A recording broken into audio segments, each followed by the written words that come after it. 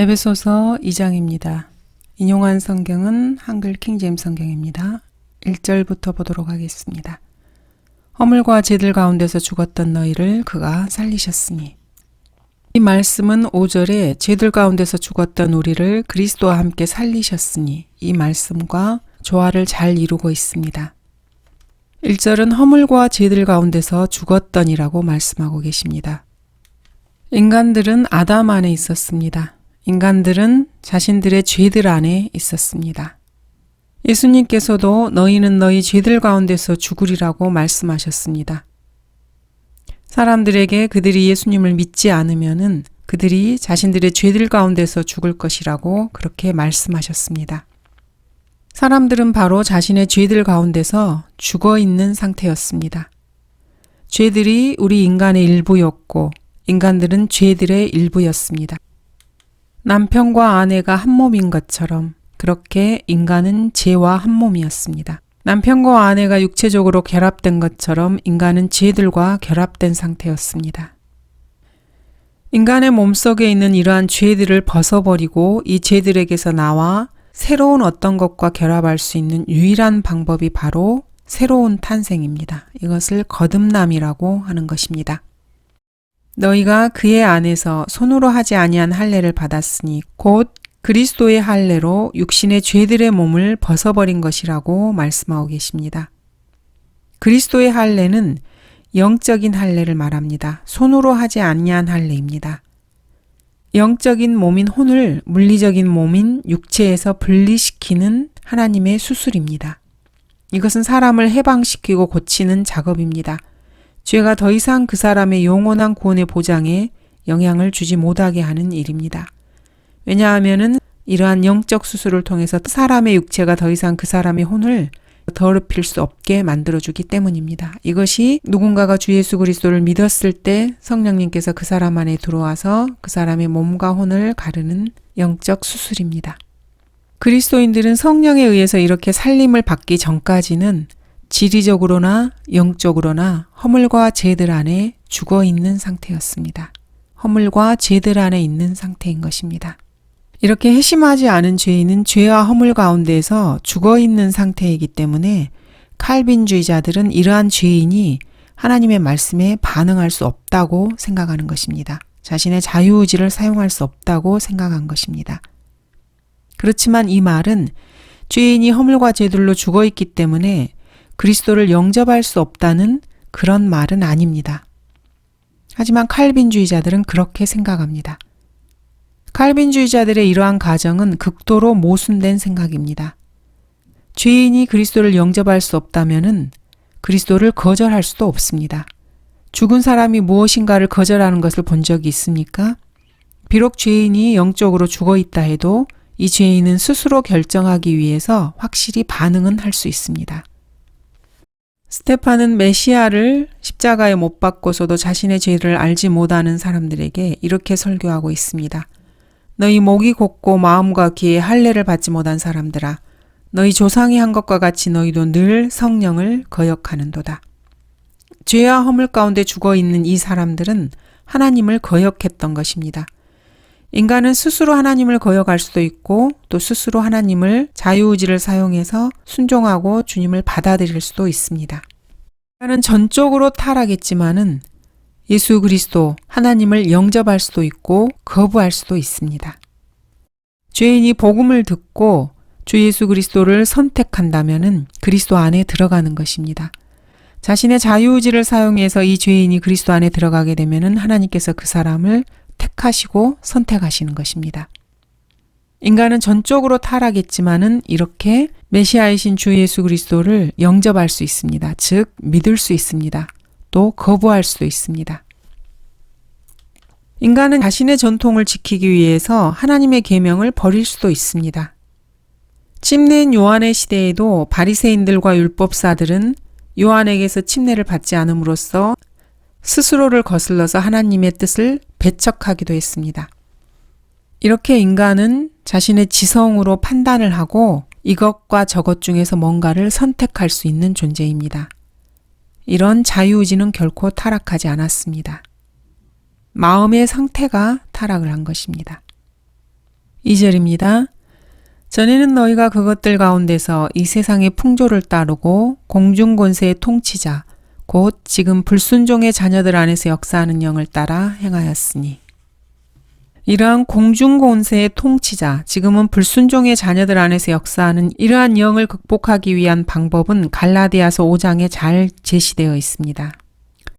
즉 성령 안에서 행하는 것입니다. 그러면은 육신의 정욕을 이루지 않게 됩니다. 이 세상의 풍조는 골로새서 2장에 잘 설명되어 있습니다. 철학과 헛된 속임수로 이 세상은 사람들을 미혹합니다. 노략질하는 것입니다. 그러므로 철학과 헛된 속임수로 우리를 노략질하지 못하도록 늘 주의를 기울여야 됩니다. 이러한 것들은 사람의 전통과 세상의 유치한 원리를 따른 것이고 그리스도를 따른 것이 아니기 때문입니다. 2절에서 말씀하고 있는 공중권세의 통치자는 다니엘서와 요한복음에도 그 정체가 드러나 있습니다. 62주 후에는 메시아가 끊어질 것이나 자신을 위해서가 아니요 또 장차 올 그 통치자의 백성이 도성과 성소를 파괴하리니 그 끝은 홍수로 뒤덮일 것이요 그 전쟁의 끝에는 황폐함이 정해졌느니라. 이 통치자는 적그리스도를 말하는 것입니다. 예수님께서도 이 세상의 통치자가 오지만은 그는 예수님 안에 아무것도 가지고 있지 않다고 그렇게 이 통치자에 대해서 말씀하셨습니다. 이 세상의 통치자는 마귀와 적그리스도를 말하는 것입니다. 바울은 이들을 정사들과 권세들이라고 말하고 있습니다. 이 세상의 통치자는 갈보리에서 이미 심판을 받았고 예수 그리스도께서 완성하신 사역에 의해서 수치를 당하고 조롱거리가 되었습니다. 예수님의 말씀에 따르면 이 세상의 통치자는 이미 심판을 받았습니다.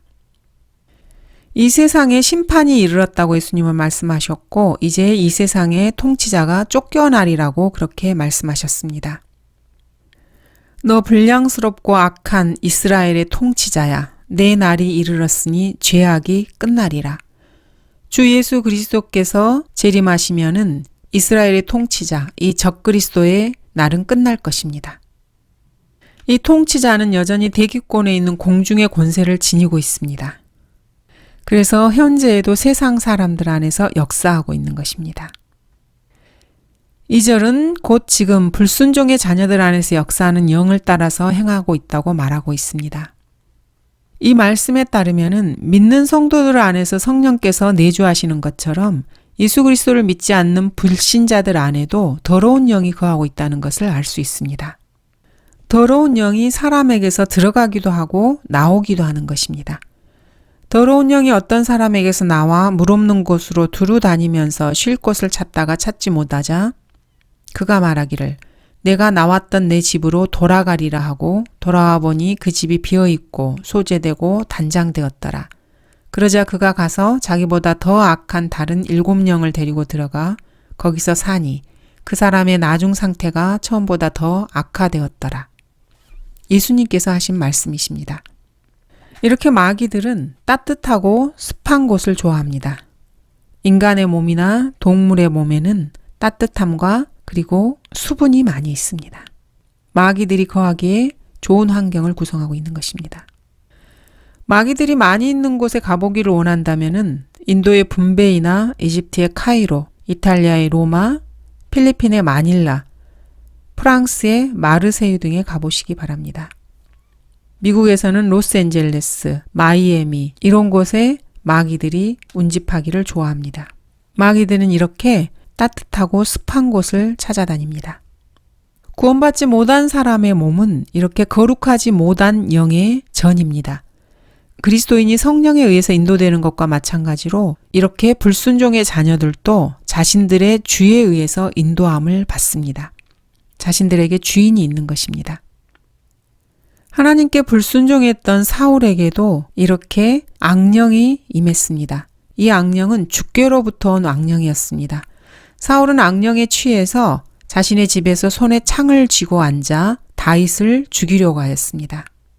악령의 인도함을 받아서 그런 행동을 한 것입니다. 믿지 않는 사람들은 마귀에게 사로잡히거나 마귀에게 조종을 받는 정도에 따라서 다양한 모습을 보입니다. 성경에서는 이것을 벨리알, 어두움, 불의, 불신자, 우상들, 진노의 자녀들, 불순종의 자녀들, 지옥의 자식들, 마귀의 아들들, 독사들의 세대, 잔인한 짐승들과 같은 그러한 단어들로 이들을 분류해 놓고 있습니다. 이렇게 인간이 사용하는 단어들 중에서 가장 지독한 단어들을 성령님께서는 믿지 않는 사람들에게 신중하게 선택하셔서 사용하고 계십니다. 그렇기 때문에 세상 사람들은 성경을 최고의 증오 문학으로 여기는 것입니다. 성령님께서 자신들에게 어떠한 표현을 쓰는지 그들도 본능적으로 알고 있는 것입니다. 그래서 성경과 주 예수 그리스도를 따르는 그런 사람들을 제외하고 온 세상을 하나로 연합하기 전에 성경을 파괴하고 변개시키는 것이 그들에게는 필수적인 일인 것입니다. 로마서나 고린도전서, 갈라디아서를 보면은 하나님께서 인류를 어떻게 생각하시는지 분명하게 알 수 있습니다. 인간의 죄성을 드러내고 인간의 죄가 어떤 것인지를 드러내는 구절들이 성경에는 허다합니다. 지옥에서 속박된 죄인들은 이러한 진리를 감추기 위해서 고린도전서 13장과 같은 사랑장이나 시편 23장과 같은 다윗의 시로 달려갑니다. 다윗은 이렇게 노래하고 있습니다. 주는 나의 목자시니 내가 부족한 것이 없으리로다. 그가 나를 푸른 초장에 눕게 하시며 잔잔한 물가로 나를 인도하시는도다. 이렇게 다윗의 노래를 마치 자신이 하는 것처럼 서정적인 그런 분위기에 취하고 싶어 하는 것입니다. 하지만 주님은 결코 구원받지 않은 자들의 목자가 아니십니다. 하나님께서는 오직 자신의 양들의 목자이실 뿐입니다. 불순종의 자녀들은 말씀에 불순종합니다. 그래서 걸려 넘어지게 하는 돌에 넘어진 것입니다. 하나님의 진노가 그들 위에 머물러 있습니다. 이 거역하는 자들은 하나님과 온수된 상태입니다. 그들의 육신적인 생각들은 헛되고 명철은 어두워졌고 무지하고 더럽혀졌습니다. 하나님께서는 누구든지 주 예수 그리스도를 영접한 사람들에게 하나님의 아들들이 되는 권세를 주셨습니다. 즉, 주 예수 그리스도의 이름을 믿는 사람들에게는 누구나 하나님의 아들들이 되는 권세를 주신 것입니다. 이러한 조건을 충족하지 못한 사람들은 그 사람이 누구라도 예외가 없이 모두가 다 불순종의 자녀들입니다. 밀턴이 쓴 신라곤의 영향으로 사탄이 이미 쫓겨났다 이렇게 해석하는 사람들도 있습니다. 그래서 더 이상 사탄이 형제들을 고소할 수 없다고 주장하기도 합니다. 대환란에서 일어나는 다니엘의 70세 주 중간의 일을 지금 현재 교회 시대에 일어났다고 그렇게 설명하고 싶어 하는 것입니다. 3절 그들 가운데서 우리 모두가 이전에는 육신의 정욕들 가운데서 행하였으며 육신과 마음의 욕망들을 이루어 다른 자들과 마찬가지로 본래 진노의 자녀였느니라. 여기서 말씀하는 우리 모두에는 이 말을 하고 있는 바울과 이 서신의 수신자인 이방인들 너희 모두가 다 포함이 됩니다. 우리 육신의 정욕들 가운데서 본문은 성도들도 그 허물과 죄들로 죽었음을 보여주고 있습니다. 육신과 마음의 욕망들을 이루어라는 이 말씀은 모든 문제를 다 포괄하고 있습니다. 이 땅에서 발견되는 진리는 그것이 어느 세대든지 간에 그 중에 90% 이상의 사람들이 개나 고양이가 하는 짓을 똑같이 행한다는 것입니다. 인간은 자기 만족, 자기 보존, 자기 번식을 추구합니다. 인간이 필요하다고 하는 전부입니다. 사람과 동물은 기본적으로 충동을 공유하기 때문에 다윈이 혼란스러워한 것도 전혀 이상할 일이 아닙니다. 헤겔이나 철학자들이 알기 전에 솔로몬은 모두가 흙에서 왔고 흙으로 돌아간다는 사실을 알고 있었습니다. 사람이 중요시하는 요소들은 각기 다양하지만은 이 세 가지 기본적인 욕구는 누구에게나 있습니다. 모든 동물들은 동일한 법칙을 따라서 움직입니다. 새로운 탄생만이 이 세 가지 욕구 그 너머에 있는 삶의 목적과 가치를 제시할 수 있습니다. 바울은 자기 보전, 자기 만족, 자기 번식과는 전혀 상관없는 그 마음의 충동과 동기에 의해 이끌림을 받았습니다. 주 예수 그리스도께서도 결코 이러한 것들에 영향을 받지 않으셨습니다. 이것이야말로 거듭났고 성령 충만한 그리스도인들과 구원받지 못한 목사나 육신적인 목사와의 진정한 차이점입니다.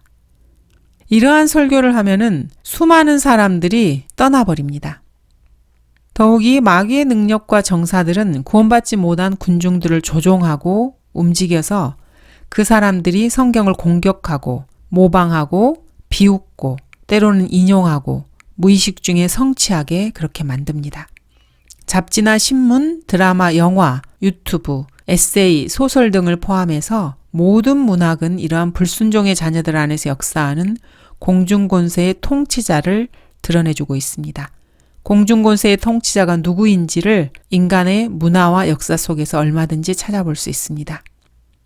그 사람들의 생각과 글, 그림 등 이러한 모든 것들로 성경에 계시된 하나님의 뜻을 대적하도록 이 공중권세의 통치자는 사람들을 인도하고 있습니다. 다른 자들과 마찬가지로 본래 진노의 자녀였다고 말씀하고 계십니다.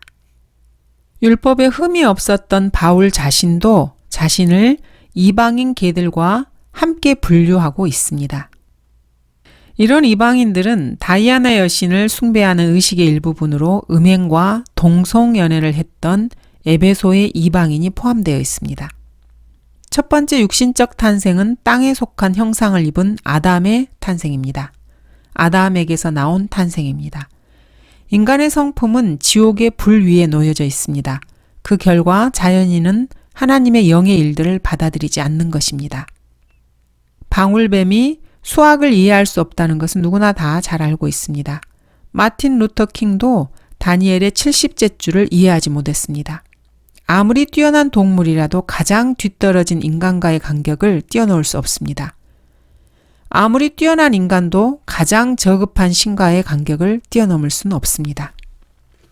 즉, 이 세상의 신인 사탄과의 간격을 인간은 뛰어넘을 수 없는 것입니다. 하나님의 영의 일들을 이해하려면 인간은 반드시 성령으로 거듭나야만 합니다. 성령으로 거듭나기 전까지는 그 누구도 모두가 다 본래 진노의 자녀인 것입니다. 하나님의 진노가 무서웠던지 학자들은 성경 여러 곳에서 진노라는 말을 삭제했습니다. 인간이 자신의 손으로 눈을 가린다 그래서 하늘이 없어지는 것은 아닙니다. 지옥, 저주 등의 단어들이 무서웠던지 학자들 중에서는 이러한 단어를 변개시킨 자들도 있습니다. 변개시키고 삭제시킨다 그래서 지옥이 없어지거나 자신들이 받아야 할 저주가 없어지는 것은 결코 아닙니다. 어리석은 자들만이 그렇게 생각할 뿐입니다. 본래 진노의 자녀였다는 이 말씀은 사람의 고상한 성품이나 사람은 하나님의 형상으로 되어 있다, 혹은 우리 각자 안에는 신성의 불꽃이 남아있다, 이런 인본주의적인 표현들을 완전히 없애버립니다. 사람은 아담의 형상으로 되어 있습니다. 아담의 성품은 하나님께 순종하는 것을 거부합니다. 아담의 신성의 불꽃은 지옥의 불로부터 타오르는 것입니다. 우리의 역사가 이를 입증하고 있습니다. 보통 사람의 보통 생활에 대해서 사실적으로 아는 사람이라면 이것을 모두가 다 동의할 것입니다. 4절, 그러나 자비가 풍성하신 하나님께서 우리를 사랑하신. 대부분의 칼빈주의자는 하나님께서 세상을 사랑하셨다는 것과 하나님의 자비가 그분의 모든 작품들과 모든 피조물에 미친다는 사실을 잊고 있습니다. 그 대신에 칼빈주의자들은 모세의 율법 이전의 구약 사건을 다루는 로마서 9장 16, 18절을 맹목적으로 사랑합니다. 칼빈주의의 체계를 입증하기 위해서 그들은 이 구절을 인용합니다. 그러므로 원하는 자에 의해서도 아니요 달리는 자에 의해서도 아니며 오직 자비를 베푸시는 하나님에 의해서니라. 성경이 파라오에게 말하기를 이 목적을 위하여 내가 너를 세웠으니 이는 내가 너에게 나의 능력을 보이고 또 내 이름이 온 땅에 선포되게 하려 함이라. 칼빈주의자들은 이 구절들을 이용해서 그 누구도 자유의지를 가지고 있지 않으며 그 결과 인간이 행하는 모든 행동들은 하나님께서 그 사람 안에 뜻을 두고 행하신 것이라고 주장을 합니다. 인간 행동의 책임을 하나님께 떠넘기는 것입니다. 이러한 구절들을 통해서 칼빈은 하나님께서는 인간의 의지와 상관없이 사람들로 하여금 그리스도를 영접하게 만든다, 이런 식으로 논리를 폈습니다. 참으로 신학적인 쓰레기가 아닐 수 없습니다. 자유의지는 성경적 교리입니다. 하나님께서 어떤 사람에게 자비를 보이시려고 정해놓으신 어떤 상황을 빼고는 어떤 인간도 의지의 행위에 의해서 강제로 하나님께서 그에게 자비를 베푸시게 할 수 없습니다. 교회 시대에 하나님께서 어떤 죄인에게 자비를 베푸실 목적으로 정해놓으신 상황이라는 것은 그 사람이 자유의지의 행위로 예수 그리스도를 영접하는 때, 이때를 말하는 것입니다. 하나님께서는 자비로우셔서 죄인들에게 자신의 자유의지로 주 예수 그리스도를 영접할 수 있는 그런 자비를 베풀어 주시는 것입니다. 이러한 말씀을 오해해서 칼빈은 인간이 자유의지를 사용할 수 없고 하나님의 주권에 의해서 모든 것이 이루어진다고 주장을 했습니다. 칼빈주의자들은 이런 식으로 주장을 합니다. 하나님은 모든 것을 행하신다. 여러분은 그리스도를 영접할 필요가 없으며 회개하거나 믿을 필요도 없다. 또 그리스도를 영접하는 것을 행위로 보는 칼빈주의자들도 있습니다. 그들은 이렇게 말합니다. 만일 그리스도를 영접한다면 그것은 행위이다. 당신은 오직 믿음으로 구원받을 수 있으며 영접하는 것은 당신 편에서 하는 행위이다. 이렇게 영접을 행위와 연관시키기도 합니다. 칼빈은 하나님께서 선택된 자들을 살리실 만큼 그들을 사랑하셨다고 하고 또 버림받은 자들을 살리실 정도로는 사랑하지 않으셨다. 이렇게 이상한 논리를 내세웠습니다. 이것은 저항할 수 없는 은혜와 제한된 속죄와 연결이 됩니다. 그러나 성경은 분명히 하나님께서는 사람들이 복음을 듣고 예수 그리스도를 그들의 구주로 영접할 때까지는 아무도 살리지 않으셨다. 이렇게 말씀을 하십니다. 새로운 탄생, 즉 거듭나려면 먼저 주 예수 그리스도를 영접해야 합니다. 믿음이 먼저 선행되어야 하는 것입니다. 사람은 자신의 의지를 써서 기꺼이 영접하고자 하는 마음으로 그리스도를 영접하고 믿는 것입니다. 그리고 하나님의 의지라는 것은 이렇게 새로운 탄생으로 그런 마음을 가진 사람을 살리는 것입니다. 진리의 말씀을 이렇게 잘못 나누면은 이런 말 같지도 않은 우스꽝스러운 칼빈주의 교리가 생기는 것입니다. 4, 5절입니다. 그러나 자비가 풍성하신 하나님께서 우리를 사랑하신 그의 큰 사랑을 인하여 죄들 가운데서 죽었던 우리를 그리스도와 함께 살리셨으니 너희가 은혜로 구원을 받은 것이니라. 그러나라는 이 접속사를 사용하신 하나님께 참으로 감사드립니다. 하나님께서 우리를 사랑하신 것은 참으로 신비입니다. 이 신비는 몸의 신비, 불법의 신비, 동정녀 탄생의 신비, 이스라엘 회복의 신비, 휴거의 신비를 능가하는 위대한 신비입니다. 어떻게 전능하신 창조주께서 우주의 끝에 있는 태양보다 300배나 작은 별에 있는 작은 먼지보다도 못한 이러한 우리를 사랑하시는 것인지 참으로 신비스러울 뿐입니다. 다윗은 이렇게 노래하고 있습니다. 사람이 무엇이기에 주께서 그를 마음에 두시며 인자가 무엇이기에 주께서 그를 돌보시나이까. 시작도 끝도 없으신 영적인 존재가 벌레라고 불리기에 적합한 피조물에게 어떻게 자신의 속성이신 사랑을 나타내셨습니까? 여러분은 벌레를 위해서 죽는 사람을 본 적이 있습니까? 4절에 그의 큰 사랑으로 하나님의 이 큰 사랑을 경험한 사람이라면은 이 사랑 앞에 무릎 꿇을 수밖에 없습니다. 단 한 권의 찬송가에도 이 큰 사랑에 대해서 수백 개의 노래가 담겨져 있습니다. 500여 개의 노래가 한 분을 찬양합니다. 참으로 놀랍습니다. 레닌이나 마르크스, 스탈린, 트로스키, 호치민, 모택동, 김일성을 찬양하는 찬양이 100개나 아니면 50개라도 있습니까? 역사상 이렇게 많은 찬양을 받는 그런 사람이 또 누가 있겠습니까? 윌리엄 카우퍼는 이러한 큰 사랑에 압도되어서 샘물과 같은 보혈은 이라는 제목의 찬송 시를 썼습니다. 캐서린 행크는 하나님께서 자신을 구원하신 그 놀라운 이야기를 늘 간증하길 원한다는 마음을 예수의 큰 사랑이라는 찬송시로 표현하였습니다. 로빈슨도 이 큰 사랑에 붙잡혀서 복의 근원 4개 오사를 지었습니다. 그 외에도 많은 찬송시들이 있습니다. 오스카 클루트의 하나님의 사랑은, 존 뉴턴의 나 같은 죄인 살리신, 찰스 웨슬리의 만입이 내게 있으면, 폭풍 몰아칠 때와 레만의 그 크신 하나님의 사랑, 이렇게 주옥 같은 찬송시들이 하나님께서 우리를 사랑하신 그의 큰 사랑을 찬양하고 있습니다. 이렇게 하나님의 큰 사랑을 찬양하는 수만 명의 사람들이 미치지 않았다면은 이렇게 찬양을 부르는 이 사람들에게 누군가가 큰 사랑을 나눠 주었다는 말입니다. 바울은 이렇게 본문에서 하나님의 큰 사랑을 이야기하고 있습니다. 여러분은 이것에 대해서 얼마나 알고 있습니까? 오, 얼마나 놀라운 사랑인가? 주 예수님 크신 사랑, 주 음성 외에는 내 구주 예수를 더욱 사랑, 예수 사랑하심은. 알다시피 이것은 양면이 있는 그런 일이 아닙니다. 하나님께서는 모든 사람을 사랑하십니다. 만일 우리가 착한 사람들이면 하늘로 갈 것이고 우리가 나쁜 사람들이면 잠시 후에 연옥으로 갈 것이에요. 이렇게 하는 말에 결코 속아서는 안 됩니다. 진리는 이렇습니다. 첫 번째, 그리스도께서는 불경건한 자들을 위해서 죽으셨습니다. 두 번째, 그리스도께서는 연약한 자들을 위해서 죽으셨습니다. 세 번째, 그리스도께서는 죄인들을 찾으러 오셨습니다. 네 번째, 그리스도께서는 죄인들을 구원하려고 오셨습니다. 다섯 번째, 그리스도께서는 허물 가운데 있는 자들을 위해서 죽으셨습니다.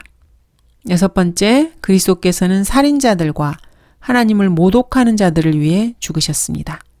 일곱 번째, 그리스도께서는 그의 원수들을 위해서 죽으셨습니다. 여러분은 이보다 더 크신 사랑을 가진 다른 누군가를 알고 계십니까? 5절, 우리를 그리스도와 함께 살리셨으니라고 5절은 말씀하고 계십니다. 그리스도인의 영적인 부활은 이미 과거에 이루어졌습니다. 그리고 육체적인 부활은 앞으로 휴거 때 미래에 일어날 것입니다. 바울 당시의 첫 번째 부활은 이미 과거에 일어났다고 가르쳤던 무천년, 후천년주의자들이 있었습니다. 그들은 자신들의 육체를 사탄에게 내어준 자들이었습니다. 부활을 영적인 것이라고 주장하는 사람들이 많이 있습니다. 19세기 동안 이것은 줄기차게 이어져 내려왔습니다. 이는 성경적 진리를 반대해온 대단한 신학놀이라고 할 수 있습니다. 이러한 거짓말은 사실 오리겐에게서 시작되어서 지금에 이르고 있습니다. 그리고 부활절을 전후로 해서 신문에 종교날을 보면은 늘 그런 식의 기사나 설교가 실려져 있습니다. 그리스도의 두 가지 탄생, 즉 물로 육신적으로 태어난 것과 성령으로 태어난 것, 이것은 동시에 이루어졌습니다. 그렇지만 사람은 그렇지 않습니다. 그리스도의 두 가지 부활, 육체적 부활과 영적 부활은 동시에 이루어졌습니다. 그러나 우리는 그렇지 않습니다. 그리스도께서는 인자와 하나님의 아들로 오셨습니다. 그리고 물과 피로 오셨습니다. 그리스도께서는 그리스도인들과 마찬가지로 두 가지 성품을 지니셨습니다. 이 두 가지 성품은 모두가 다 태어날 때부터 가지고 오신 것입니다. 여러분은 반드시 거듭나야 합니다. 그러므로 성령님께서 그리스도를 살리시고 죽은 자들로부터 일으키실 때 여러분이 미래에 받을 영화로운 살과 뼈를 받으셨습니다. 여러분이 그리스도인이라면 영적으로 다시 태어났을 때 여러분은 그리스도와 함께 살림을 받은 것입니다. 그리스도인들은 그 순간에 영적으로 그리스도께서 계신 셋째 하늘로 옮겨졌습니다. 6절에서 또 함께 일으키사 그리스도 예수 안에서 천상에 함께 앉히셨으니라고 말씀하고 계시기 때문입니다. 더 쉽게 말하자면은 그리스도인들이 그리스도와 함께 살아났을 때 아직 여러분의 부활한 몸을 받지는 못했습니다. 요한계시록 20장에서는 실제적으로 부활하는 내용이 나옵니다. 이러한 실제적인 몸의 부활을 영적인 것으로 만드는 것은 마귀가 성경을 다루는 방식입니다. 첫 번째 부활은 분명히 육체적인 몸들의 육체적인 부활을 언급하는 것입니다. 이것은 지금 에베소서 2장의 이 영적인 부활과는 전혀 상관이 없습니다. 너희가 은혜로 구원을 받은 것이라는 이 말씀은 하나님께서 의도적으로 삽입하신 것입니다. 하나님께서 그 누구도 살리셔야 할 의무가 없다는 것을 보여주시는 것입니다. 사람들이 구원받은 것은 하나님의 은혜입니다. 하나님께서는 사실 아담이 범죄했을 때 아담을 다시 살리셔야 할 의무가 있었던 것은 아닙니다. 아브라함도 거듭나지 않았고 모세, 요셉, 다윗, 요시야, 히스키야, 이삭, 야곱 그 누구도 거듭나지 않았습니다. 노아 역시 오늘날의 성도들처럼 믿음을 통해서 은혜로 구원을 받았지만은 그 역시 살려주는 영에 대해서는 전혀 알지 못했습니다.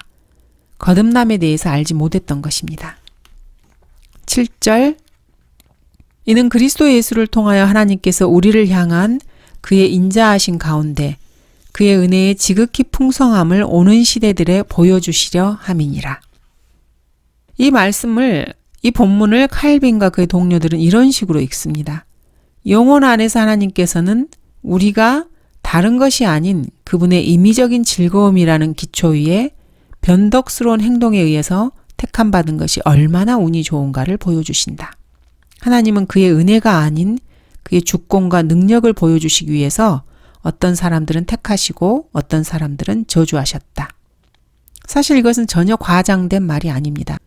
칼빈주의자들이 이러한 말에 대해서 아무리 불평을 한다 해도 칼빈주의자들의 책들을 읽어본 사람이라면 이 사실을 부인하지 못할 것입니다. 모든 은혜와 모든 인자하심은 그리스도 예수를 통하여 옵니다. 이 사실을 주목해야만 합니다. 하나님께서는 어떠한 죄인이든지 간에 구원받을 수 있는 충분한 믿음을 주십니다. 하지만 이 믿음은 그 누구도 받을 만한 자격이 없기 때문에 하나님의 은혜로만 받을 수 있습니다. 죄인은 자신의 구주로 주 예수 그리스도를 기꺼이 영접할 때까지는 예수 그리스도 안에서 택함을 받거나 그분의 은혜의 지극히 위대하심을 배우거나 은혜로 구원받을 수 없습니다. 믿음 자체만으로는 사실 아무것도 할 수 없습니다. 침례나 기적의 사역, 회개와 고백, 근본주의를 믿는 행동, 이건 역시 아무것도 하지 못합니다. 유다 이스카리온 역시 침례를 받았습니다. 반드시 마음으로부터 진리를 받아들여야만 합니다. 하나님께서 준비하신 것을 붙잡아야만 하는 것입니다. 자신들에게 전해준 교리의 본을 마음으로부터 순종해야만 하는 것입니다. 하나님께서는 그의 아들을 부인하는 그 누구도 살리지 않으십니다. 배교자 학자들은 이 구절들을 이렇게 해석합니다. 당신은 지금 구원받은 상태에 있지만은 이 상태에서 떨어져 나갈 수 있다. 이 상태에서 당신은 이 세상에서 확산되어 가고 있는 천국을 다스리는 보좌에 앉은 왕이다. 그래서 교황이나 교육, 과학, 기술의 발전으로 더 나은 내일의 세상으로 인도될 것이다. 이런 식으로 주장을 하는 것입니다. 이것은 세상의 영입니다. 세상의 영이 가르치는 바입니다. 감사합니다.